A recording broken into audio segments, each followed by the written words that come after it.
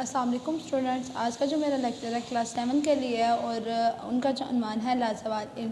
کل ہم لوگوں نے پڑھا تھا کہ لازوال علم میں جو تھے ابن بطیر، انہوں نے کون سی تحقیقات کی تھی اور انہوں نے کس جڑی بوٹیوں سے ہمیں آگاہ کیا تھا کہ یعنی کن جڑی بوٹیوں سے کس بیماری کا علاج ہو سکتا ہے، ٹھیک ہے۔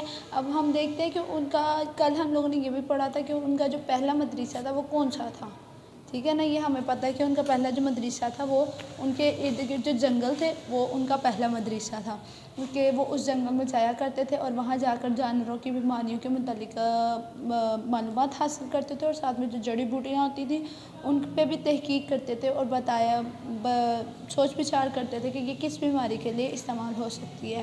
آج ہم پڑھیں گے کہ انہوں نے کس طرح نباتات یعنی جڑی بوٹیوں سے بنائی جانے والی دوائیاں اور جانوروں کے علاج کے لیے کس طرح انہوں نے جگہ جگہ پر جا کر معلومات حاصل کی اور ہمیں اس چیز سے آگاہ کیا، ٹھیک ہے۔ آج ہم لوگ کریں گے، شروع کرنے سے پہلے میں بتا دوں، آپ لوگوں سے پوچھنا چاہتی ہوں جو کل میں نے کام کروایا تھا وہ آپ لوگوں نے پڑھائی کی ہے یا نہیں۔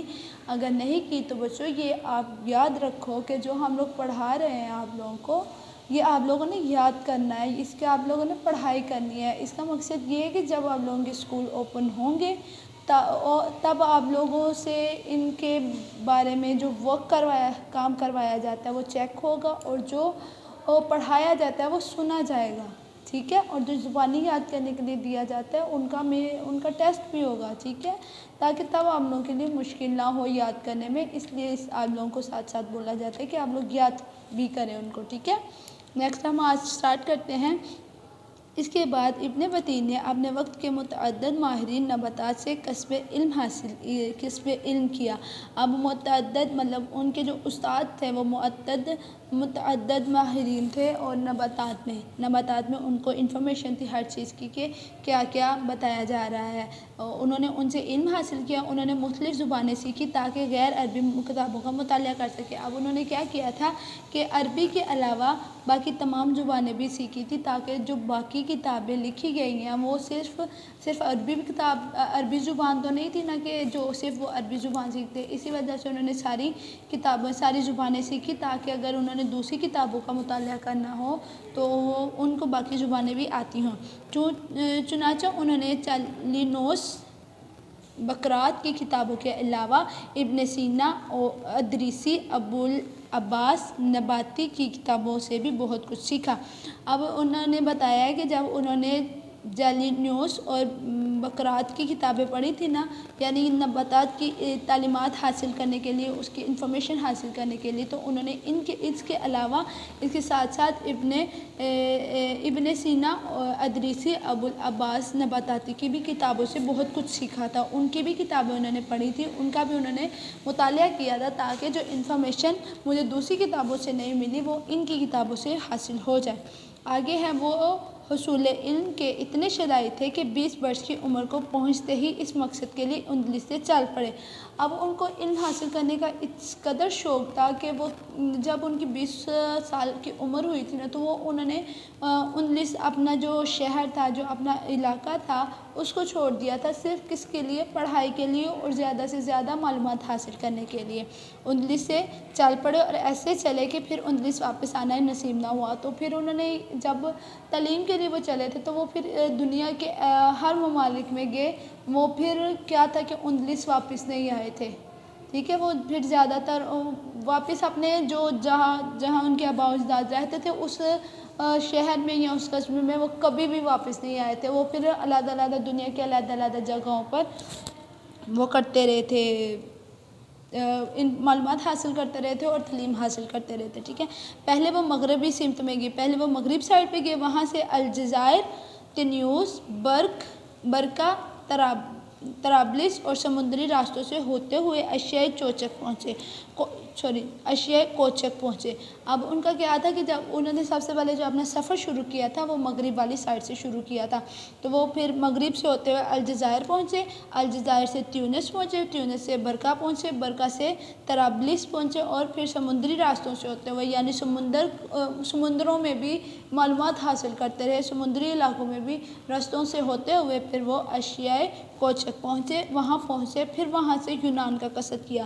جب کوچک پہنچے وہاں پہ وہ تھوڑی دیر رکے، قیام کیا، پھر اس کے بعد آرام و سکون کیا، پھر اس کے بعد یونان کی طرف چلے گئے۔ وہاں سے روم جاتے ہوئے مشرقی اسلامی ممالک کی طرف بڑھے۔ پہلے وہ ان جزائر کی طرف گئے تھے، پھر وہ جب یونان کی طرف گئے تھے تو وہ پھر انہوں نے رخ کر لیا تھا اسلامی ممالک کی طرف۔ تو اب دیکھتے ہیں اسلامی ممالک کون کون سے کس کس جگہ پہ گئے تھے۔ فارس، عراق، شام اور مصر تک گئے۔ پھر انہوں نے ان 4 ممالک تک گئے۔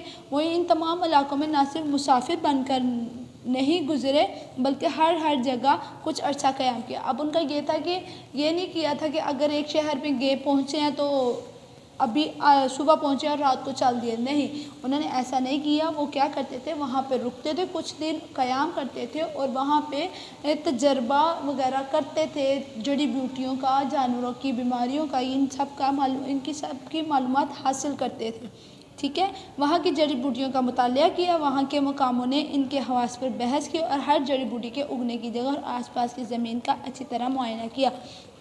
اب وہ کیا کرتے تھے، جہاں جو جڑی بوٹی اگتی تھی اس کے ارد گرد جو زمین ہوتی تھی اس کا بھی مطالعہ کرتے تھے، اس کا بھی معائنہ کرتے تھے تاکہ معلوم ہو کہ کس وجہ سے اگی ہے یا کس وجہ سے، اور کوئی اس سے کسی انسان کو نقصان نہیں ہو سکتا یا جانور کو کوئی نقصان تو نہیں ہو سکتا، وہ ساری چیزوں کا معائنہ کرتے تھے۔ وہ سفر پر اپنے ساتھ ایسے ہم سفر ضرور رکھتے تھے جو اچھی مصوری یعنی تصویر بنانے والے کر سکتے تھے۔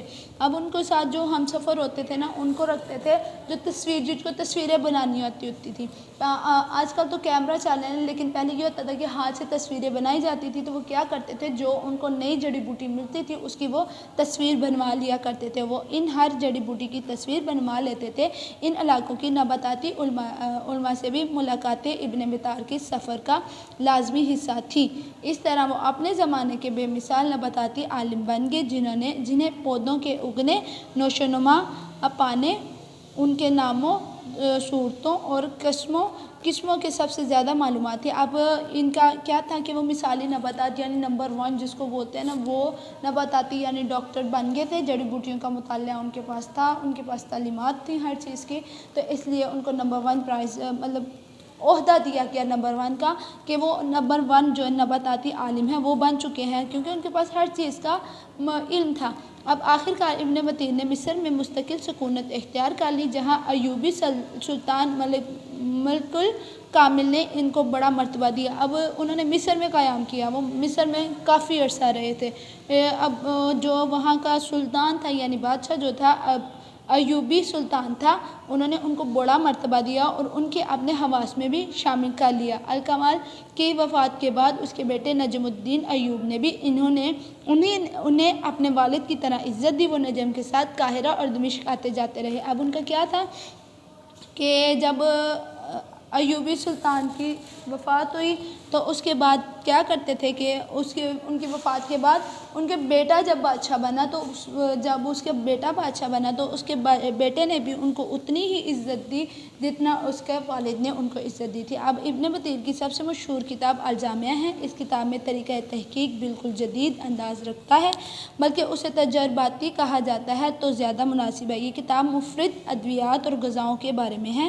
کتاب کے آغاز میں باقاعدہ مقدمہ ہے جس میں اس کتاب کی تالیف کا سبب اور مقصد بیان کیا گیا ہے اور اس میں جو طریقہ تالیف اختیار کی گئی ہے اس کا بھی ذکر ہے۔ ابتدا میں اللہ کا ذکر ہے۔ پھر وہ لکھتے ہیں کہ اس کتاب کا مقصد نئی معلومات فراہم کرنا ہے تاکہ کتاب اس موضوع پر لکھی گئی سابقہ کتابوں سے بہتر اور نمایاں محسوس ہو۔ اس کتاب میں جن موضوعات پر گفتگو کی گئی ہے ان پر اس سے قبل کسی نے گفتگو نہیں کی گئی تھی۔ اب ابن بطیر کی جو کتاب تھی وہ الجامعہ تھی، اور الجامعہ کا مطلب ہے اس کتاب کی طریقہ تحقیق بالکل جدید تھا۔ جیسے آج کل کے زمانے میں تحقیقات کی جاتی ہیں یا تجربات کیے جاتے ہیں، وہ الجامعہ کی طرح تھی، ٹھیک ہے۔ اگر کوئی ادویات کا یا کسی چیز کی انفارمیشن لینی ہوتی تھی تو وہ جو الجامعہ کتاب ہے اسی سے انفارمیشن لیتے تھے، اور اس میں وہ چیزیں لکھی گئی ہیں جو پہلے کسی بھی کتاب میں یعنی پہلے کسی بھی چیز پر گفتگو جس چیز پر نہ کی گئی ہو اس کے متعلق لکھی گئی ہے۔ وہ اب کیا تھی وہ ہم لوگ کل پڑھیں گے کہ کن چیزوں پر یہ گفتگو کی جو پہلے نہیں کی گئی اس کتاب میں کی گئی ہے، وہ ہم کل پڑھیں گے۔ اور جو یہ آج میں نے آپ کو پڑھائی کروائی ہے یہ آپ لوگوں نے گھر بیٹھ کے پڑھائی کرنی ہے، ٹھیک ہے؟ اور میں نے جس دن اسکول کھلے گا اس دن میں نے آپ نے لازوال علم میں جو ابن بطیر ہے ان کے متعلق کویشچن آنسر پوچھنے ہیں کہ اس جو کہانی ہے، یہ جو کہانی ہے اس میں کیا بتایا گیا ہے، ٹھیک ہے اسٹوڈنٹ؟ اوکے اسٹوڈنٹس، اللہ حافظ.